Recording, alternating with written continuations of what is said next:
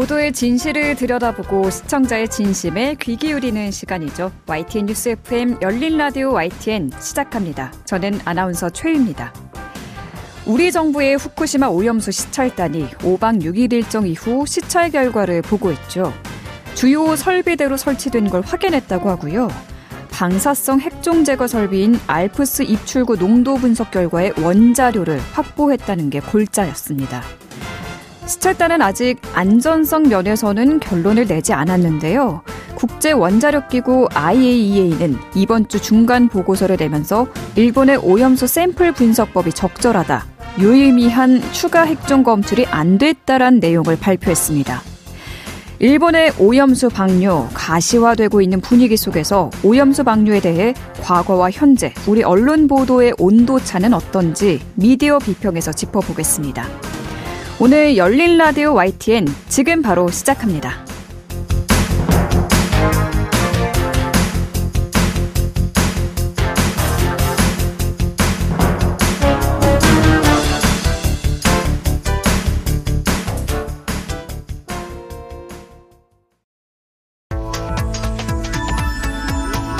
미디어가 전하는 이슈에 대한 다양한 분석과 팩트체크까지 바로 보고 뒤집어 보고 꼭꼭 씹어보기 위한 미디어 비평 프로그램 열린 라디오 YTN.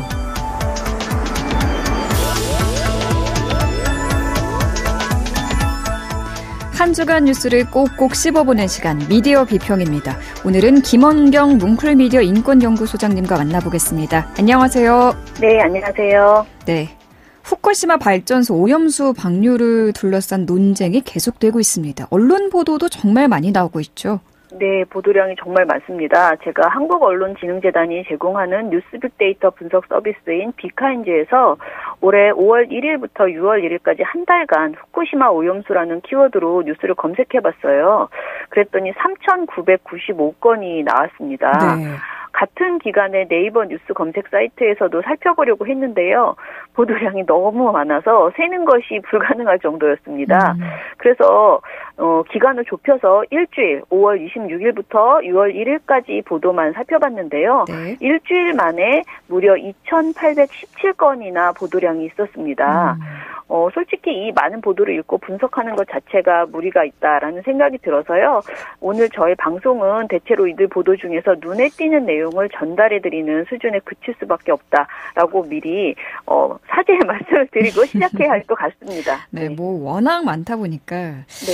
그러면은 그 많은 뉴스 중에 가장 인상적인 보도는 어떤 거였어요? 제 눈에 띈 보도는요, 노컷뉴스가 5월 30일에 보도한 임모와 규탄했던 1오염수, 지금은 여따로 야따로라는 제목의 보도였습니다. 네. 정재림 기자가 정리한 이 보도는 원전 오염수 방류를 둘러싼 12년간의 공방을 언론 보도 중심으로 정리한 보도인데요. 기자가 직접 글을 썼다기보다는 각 시기별로 해당 여러 언론사들의 보도를 캡처했는데요. 네. 이렇게 타임라인별로 우리 언론의 보도 내용들을 전한 것이 또 한편으로 유익하다라는 생각이 들어서 이 보도를 소개해드리고 싶습니다. 그러니까 12년간 언론이 후쿠시마 오염수에 대해서 어떤 기조로 보도를 했는지 네. 타임라인별로 짚었다라는 게 굉장히 흥미로운데 네. 이 기사를 보면은 온도차를 한눈에 볼 수 있을 것 같습니다. 네네. 그럼 소장님께서 이 기사를 기반으로 구체적으로 네. 어떤 변화가 있었는지 한번 짚어주시죠. 일단 2011년 3월 11일에 후쿠시마 원전이 폭발했죠. 그해 8월에 일본 원자력 재해대책본부는요. 후쿠시마 제1원전의 원자로 1에서 4호기 주변에 지하수 약 300톤이 고농도 방사능 오염수와 섞여서 바다로 흘러들어가고 있다라고 공식 발표를 했습니다. 예. 이때부터 오염수에 대한 우려의 목소리와 함께 일본은 물론이고 국내 수산물에 대한 불안감이 커졌습니다. 네. 2013년 9월 2일에 일본 원자력 규제위원회 위원장은 방사성 물질 농도를 낮춘 후쿠시마 제1원전 오염수를 바다로 방류하는 것이 불가피하다 이렇게 주장을 했습니다. 네. 그리고 같은 해 10월 15일에 아베 신조 일본 총리는 오염수가 일본 식품과 물에 미치는 영향은 기준치를 크게 밑돌고 있다라고 주장하기도 했습니다. 우리 정부가 원전 사고가 발생한 직후인 3월 14일에 일본산 식품에 대한 수입 규제 조치를 실시를 했거든요. 네. 그리고 일본의 오염수 유출 발표 이후인 2013년 9월 9일에는 후쿠시마 주변 8개 현의 모든 수산물을 수입 금지하고 일본산 식품에서 세슘 미량 검출 시 추가 17개 핵종 검사 증명서를 요구하기 시작했고요. 또 국내외 식품에 대한 세슘 기준 강화라는 임시 특별 조치를 시행하기도 했습니다. 그러자 2015년 5월 21일에 일본 정부는 세계무역기구 WTO의 제소 절차에 돌입하기도 했습니다. 2018년 10월 2일에는 이낙연 총리가 원전을 운영하는 도쿄전력은 정화가 끝난 오염수의 80% 이상이 배출 기준치를 초과하는 방사능 물질을 포함하고 있다는 조사 결과를 내놓았다라면서 네. 오염수를 바다에 방출하면 해양 환경과 수산물 안전에 중대한 영향을 미칠 것은 뻔하다. 이렇게 우려의 목소리를 강하게 냈습니다. 그런데 사흘 후인 5일 후케타 도요시 원자력 규제위원회 위원장은요. 오염수의 방사성 물질이 기준치 이하로 낮아지면 해양에 배출하는 것을 용인하겠다. 이렇게 거듭 말했고요. 그는 과학적으로는 재정화하거나 희석률을 높이는 것에 큰 의미가 없다라면서 규제 당국으로서는 재정화가 꼭 필요하다고 생각하지 않는다. 이렇게 주장하기도 했습니다. 네. 제가 좀 길게 말씀드리는데 이 사안의 역사성 이게 좀 가까운 역사임에도 불구하고 우리가 되게 많이 잊어버리고 있어서요.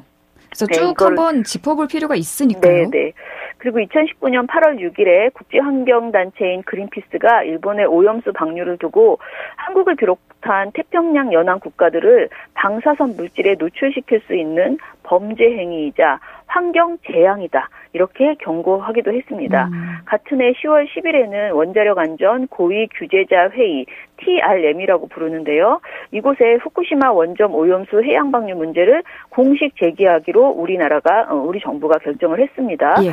TRM은 2008년부터 시작된 한중일 원자력 규제기관 간 협의체인데요. 그럼에도 불구하고 일본은 12월 23일 결국 원전 오염수 처리 방식을 해양 방출 또는 대기 방출로 압축했다라는 그런 결과의 보도가 나왔습니다. 이렇게 계속 한국은 계속 우려하고 절대 안 된다라는 입장을 보였음에도 이렇게 해양 방출이라는 것이 이제 압축되는 그런 과정이 있었습니다. 그러니까 일본 후쿠시마 오염수를 둘러싼 10여 년간의 상황을 정말 숨가쁘게 정리해 주셨는데요.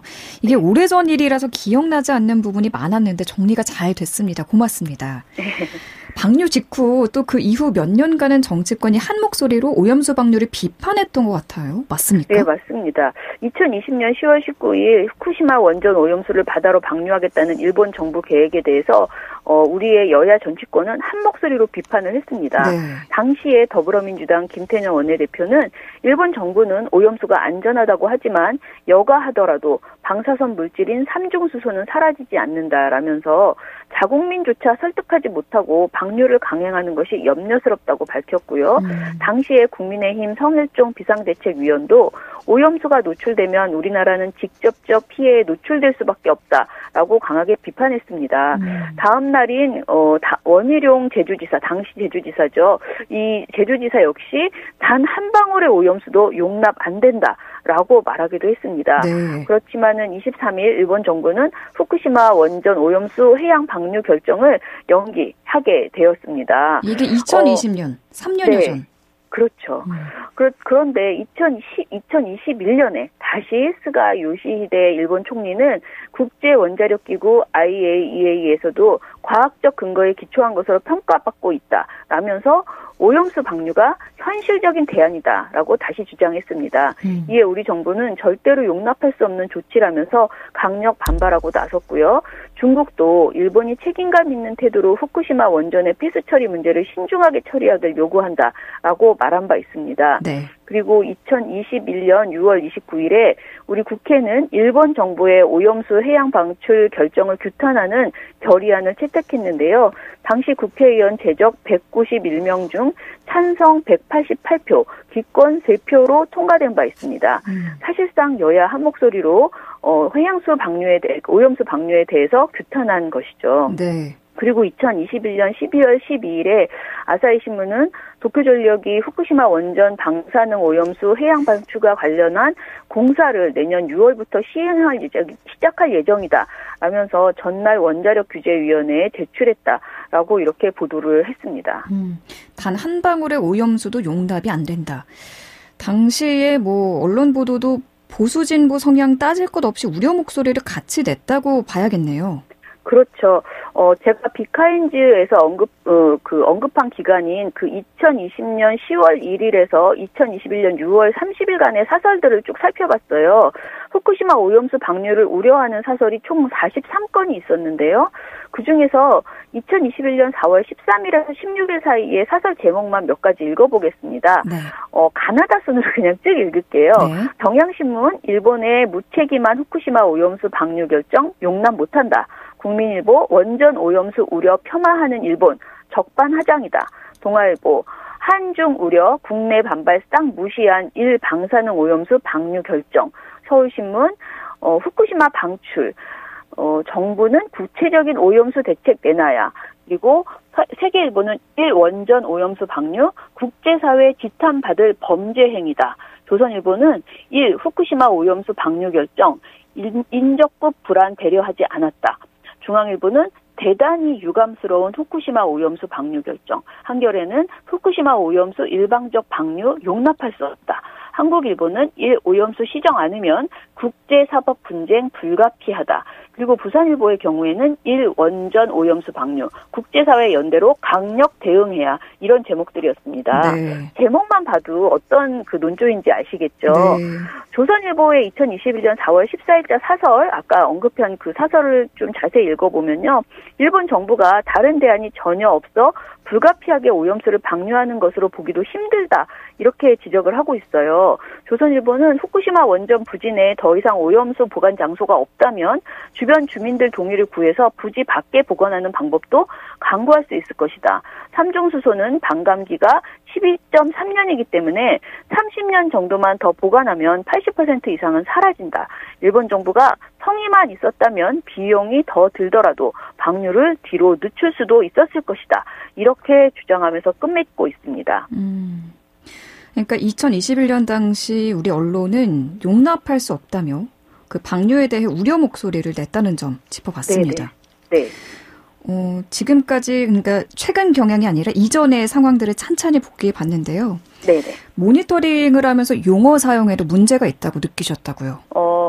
모니터를 하다 보니 우리 언론의 용어 사용이 조금씩 다르다는 것을 알게 됐는데요. 후쿠시마 오염수라는 표현은요. 2021년 3월 11일부터 2023년 6월 1일까지 총 22,190건의 보도에서 사용이 되었어요. 그런데 후쿠시마 처리수라는 표현도 언론에 자주 등장했는데요. 네. 같은 기간에 1,942건 보도가 되었어요. 근데 이 보도들을 살펴보니까 대체로 일본에서는 이 오염수를 처리수라고 표현한다라는 것을 설명하는 수준이 대부분이었습니다. 그러나 오염수를 바다에 흘려보내는 것에 대한 표현에는 좀 차이가 있는데요.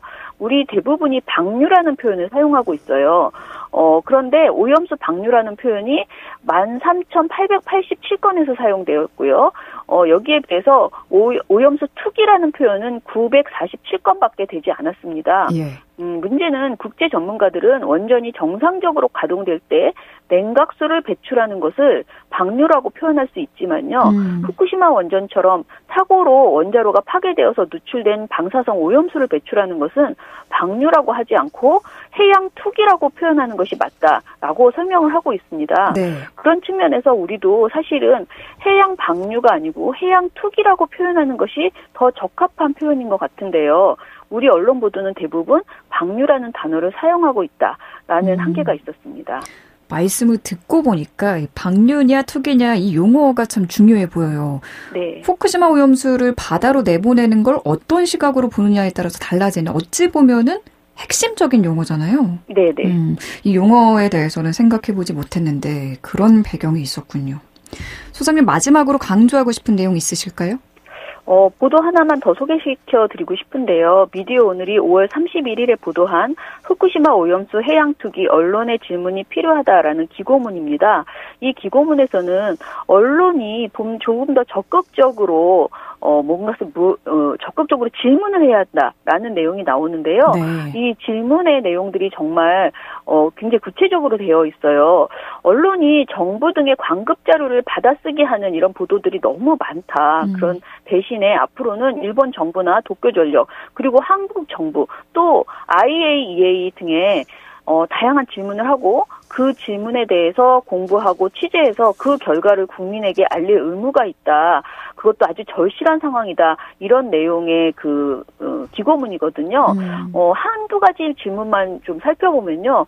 왜 일본 정부나 도쿄전력은 유엔 해양법 협약에서 요구하는 포괄적 환경 영향 평가를 하지 않고 대신에 평가 내용이나 평가 범위가 이 요구 기준에 훨씬 미치지 못하는 수준에 불과하는 방사선 영향 평가로만 추진하고 있는가?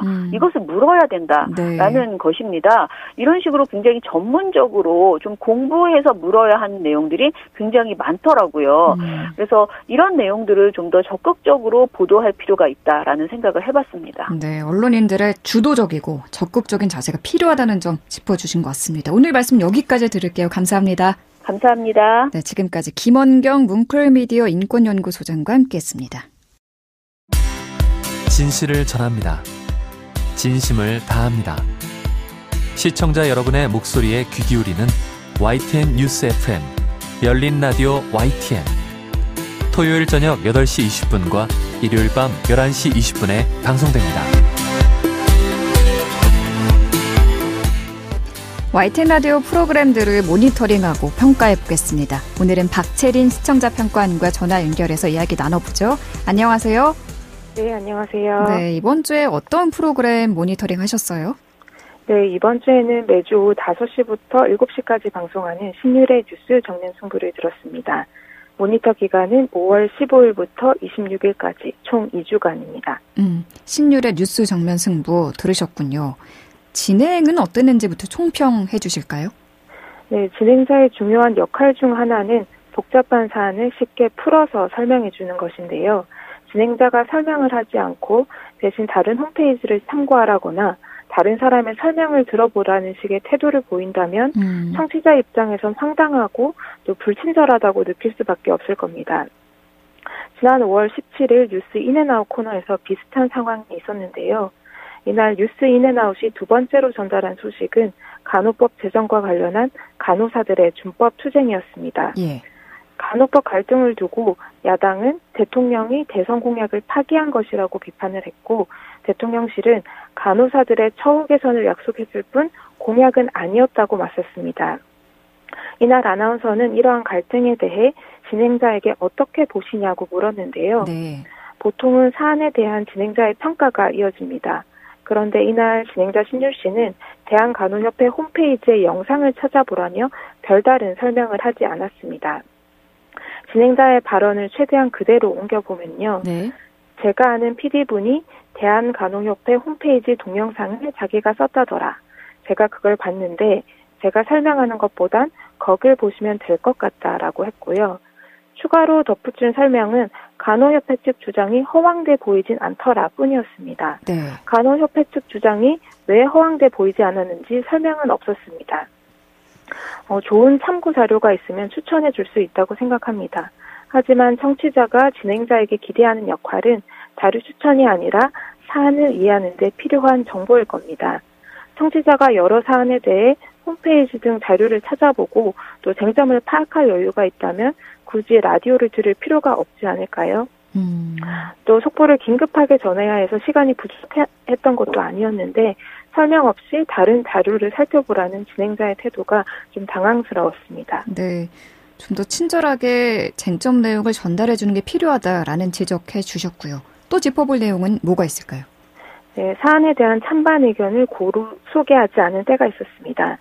지난주 뜨거웠던 이슈 중 하나가 정부와 여당이 내놓은 집회 제한 검토 방안인데요. 네. 제한 조치가 나오자마자 집회 시위 자유를 보장하는 헌법에 위배된다는 등 반대 입장이 적지 않았습니다. 하지만 뉴스 정면 승부에서는 정부 여당 입장에 찬성하는 의견은 있었지만 반대하는 이들의 목소리는 거의 들을 수가 없었습니다. 네.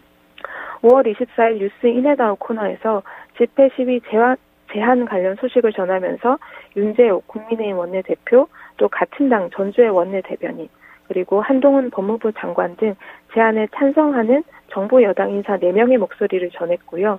진행자도 소음 등의 문제를 짚으면서 제안에 찬성하는 쪽에 힘을 실었습니다. 반대쪽 주장은 한 차례만 언급됐을 뿐입니다. 네. 프로그램에 따라서 진행자도 본인의 주장을 말할 수 있습니다. 하지만 시사 프로그램의 진행자라면 찬반 다양한 여론을 최대한 고루 소개해 청취자가 판단할 수 있도록 도와야 합니다.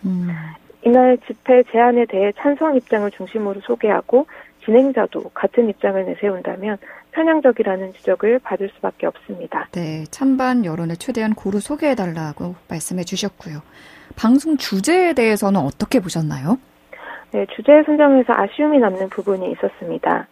시사 프로그램의 경우 하나의 주제를 둘러싸고 공방이 계속되다 보니 이를 중계하는 식으로 2, 3주 내내 소개하는 경우가 많습니다.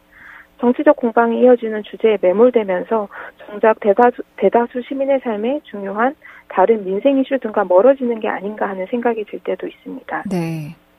예를 들어 5월 19일 조정훈 시대전환 당대표와 인터뷰를 했습니다.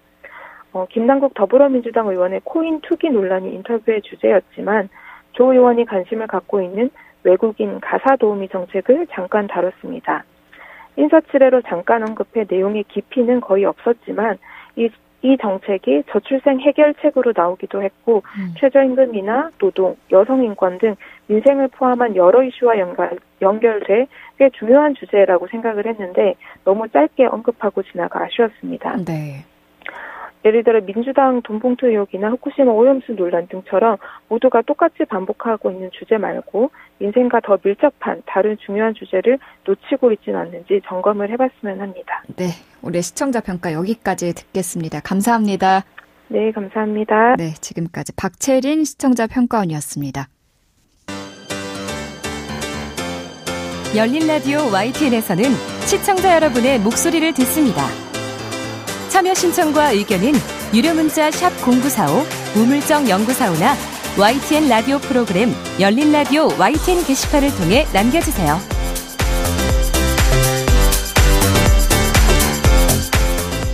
뉴미디어 트렌드와 함께해 주시는 분이죠. 콘텐츠를 사랑하는 분이십니다. 뉴아이디의 김조한 이사 전화 연결돼 있죠. 이사님 안녕하세요. 안녕하세요. 네, 이번 주 화제의 영상은 어떤 건가요? 마동석 시네마틱 유니버스라고도 하죠. 범죄도시 3가 드디어 개봉을 했는데요. 네. 국내 영화는 사실은 특히 이런 액션물 같은 경우는 시리즈물로 성공하기보다는 공식을 깨고 흥행하면서 이게 거의 한국에서 마블 시네마틱 유니버스의 빗대서 얘기가 나오고 있습니다. 네, 그래서 마동석 세계관이라고 불리고 있는데 네. 범죄도시 1이랑 그 2가 워낙에 큰 사랑을 받았잖아요. 그렇죠. 그만큼 부담도 될 텐데 범죄도시 3가 흥행 기록을 이어갈 수 있을까요? 이사님 어떻게 보세요? 참고로 이제 6년 전에 첫 1편이 개봉이 됐잖아요. 범죄도시 1편에 688만 명을 기록을 했었고 네. 지난해 개봉한 범죄도시 2 같은 경우는 코로나가 아닌 상태에서 개봉을 했음에도 불구하고 1260만 명, 역대 한국 영화 관객수 13위를 기록했어요. 네. 네, 지난 31일 날 개봉을 했는데 일단은 그 유료 시사를 거쳤고 사전 예매량도 진짜 역대 코로나 이후로 최고인 64만 명을 넘겼고요. 그렇군요. 그리고 범죄도시 3의 손익분기점이 180만 명인데 이 방송 시점에 이미 손익분기점을 넘을 거라고 지금 전망되고 있습니다. 보통 그 1편이 흥행에 성공해서 시리즈 2가 제작돼 나오면 전작만 못하다라는 관객 반응이 나왔던 작품이 적지 않았던 걸로 저는 기억이 되거든요. 네네네. 이렇게 범죄도시 시리즈에 사람들이 관심을 쏟는 이유가 뭘까요? 이 범죄도시만의 어떤 사이다가 있는 것 같아요. 사이다가 있다. 네, 코미디와 액션이 적절하게 조합이 되어 있고 사실 이제 비슷한 컨셉으로 공조가 이제 2로 나와서 굉장히 큰 흥행을 했었잖아요, 작년에. 네, 마동석 유니버스가 제공하는 특히 범죄도시를 보고 오면 결말 자체가 속 시원하다. 그래서 이거 자체가 막 되게 잔인한 악당들이 나오고 뭐 이제 굉장히 어렵지만 그 해결하는 과정 자체가 굉장히 큰 코미디가 있고 네. 그다음에 마지막에 속 시원하게 해결되는 부분들이 어떻게 보면 이 컨셉을 딱 보증수표처럼 보러 가는 결말은 이렇게 될 거야 알면서도 보러 가는 재미가 있는 것 같습니다. 그 권선징악의 결말이 항상 있었죠. 네네. 범죄도시 3가 흥행에 성공해서 한국 영화계의 붐이 다시 훈풍이 불길 바라면서 다른 영화들도 좀 볼게요. 다른 영화들은 아직 코로나 팬데믹 충격에서 벗어나지 못하고 있다고요? 예, 사실은 이제 범죄도시 같은 경우는 아예 4편까지도 연달아 지금 제작을 하고 있는데 좀 최근에 박기웅 영화 진흥위원장의 인터뷰에 따르면 한국 영화가 지금 새로운 영화가 없다. 일단은 개봉하지 못한 영화가 110편이 넘고요. 네. 근데 문제는 새롭게 개봉 준비 중인 새로운 이제 제작되는 영화가 8편에 불과하다. 이런 얘기를 했었고요. 특히 한국 영화 매출액 점유율이 예전에는 절반 이상 혹은 이제 절반 가까이 됐었는데 지금은 이제 30%가 안 됩니다. 그리고 코로나 유행이던 2020년에도 45% 정도는 유지했었거든요. 네. 근데 그것들이 계속 떨어지다 보니까 지금 한국 영화가 지금 영화관이 살아나더라도 지금 이제 계속 개봉하지 못한 영화 때문에 새로운 투자로 이어지지 못하고 새로운 투자로 이어지지 못하니까 좋은 영화들이 제작이 못 되고 있는 상황에 좀 개탄스러운 상황이다라고 얘기를 하고 있습니다. 네. 한국 영화에 좀 위기가 있다라는 건데 여기에는 그 영화가 극장에서 개봉하고 넷플릭스 같은 OTT로 넘어가는 그 홀드백 기간이 짧아진 것도 좀 살펴봐야 될 것 같아요. 그렇죠. 이제 극장에서 흥행을 못 하다 보니까 어떻게든 이제 수익을 내야 되는 제작사들이나 배급사의 어떤 마음들이 반영되고 그리고 OTT는 또 새로운 영화들이나 이런 것들이 화제가 있는 콘텐츠를 빨리 가져오고 싶은 그런 바람들이 서로 이어져서 진행이 됐는데 이것들이 계속 가속화되다 보니 뭐 예를 들면 쿠팡의 OTT 서비스는 홀드백 제로를 하겠다 뭐 이런 것들 그리고 뭐 어떤 특정 기간에 무료로 공개하겠다 뭐 이런 부분들도 있고요. 영화들이 점점 빨리 개봉되다 보니까 말씀하신 것처럼 이런 굳이 내가 극장에 안 가도 곧 있으면 OTT에 나올 텐데 이렇게 기대하는 바람들이 좀 생기다 보니 이제 영화관을 찾는 그런 시도가 점점 줄어드는 것 같습니다. 맞아요. 이게 또 티켓값도 많이 올랐거든요. 그래서 그냥 이게 극장에서 꼭 봐야 하는 영화가 아니라면은 조금만 기다리면 넷플릭스 올라오니까 기다렸다가 편하게 집에서 보자 이런 분들이 많은 것 같아요. 맞습니다. 지금 한국 영화계가 위기를 타결할 구심점을 찾고 있는 사이 디즈니 외화가 화제입니다. 인어공주예요. 아마도 애니메이션 버전과는 다른 특성이 부각됐기 때문인 것 같은데 어떤 점이 돋보였다고 보세요?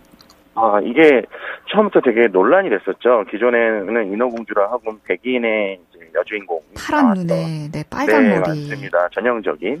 근데 요번에 이제 디즈니가 최근에 이제 PC 정치적 올바름을 굉장히 강조하면서 그 흑인 인어공주를 설정하면서 전 세계적으로 큰 관심을 보였죠. 정말 화제였습니다. 네, 근데 뭐 사실 애니메이션과 다르지 않는 실사화를 했다는 내용들이 있는데도 불구하고 그 주인공이 어떤 그 인종이 바뀌었다는 것 때문에 굉장히 큰 논란이 이렇게 되면서 뭐 여러 국가에서 뭐 흥행이 실패한다든지 뭐 이런 얘기들이 지금 나오고 있습니다. 그럼 우리나라에서는 지금 어때요? 인어공주가 흥행하고 있습니까?